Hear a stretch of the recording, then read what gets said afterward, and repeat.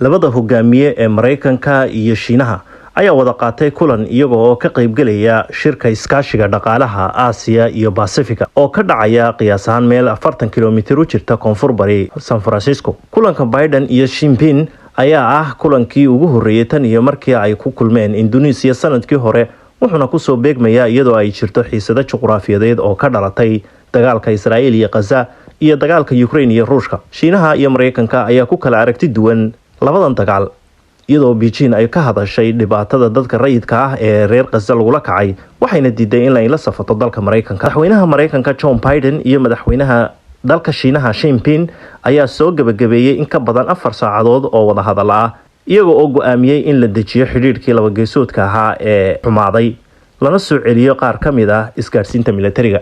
Waxa ay gaadheen heshiis dib loogu furayo xiriirka ciidanka oo go'doon ku jiray kadib markii afhayeenka aqalka wakiilada Nancy Pelosi ay booqatay Taiwan, jasiiradda iskeed isu maamusha oo ay Beijing sheegtay inay iyadu leedahay. Biden ayaa dhaleeceeyay Shiinaha dhismaha ballaaran ee uu ku sameynayo jasiiradda, wuxuuna ka codsaday inay ixtiraamaan hanaanka doorashada Taiwan. Xi Jinping ayaa dhanka kale carabka ku adkeeyay in jasiiraddani ay ka tirsan tahay Shiinaha.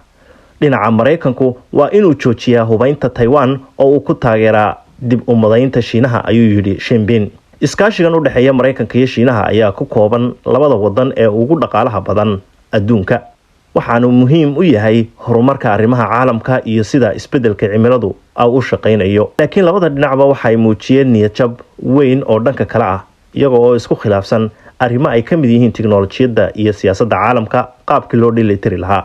Labada dhinacba ayaa sidoo kale ku kala aragti duwan Bariga Dhexe, halka Shiinuhu uu ku baaqayo xabad joojin u dhaxaysa Israa'iil iyo kooxaha Falastiiniyiinta ee Xamaas.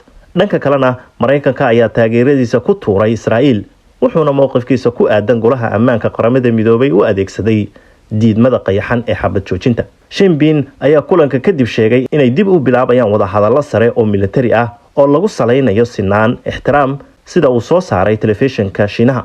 wada hadalladan ayaa sidoo kale horseedaya heshiis ah in la iska kaashado wax ka qabashada fentanyl ibuprofen oo noqday sababta ugu weyn ee xad dhaafka daroogada Mareykanka.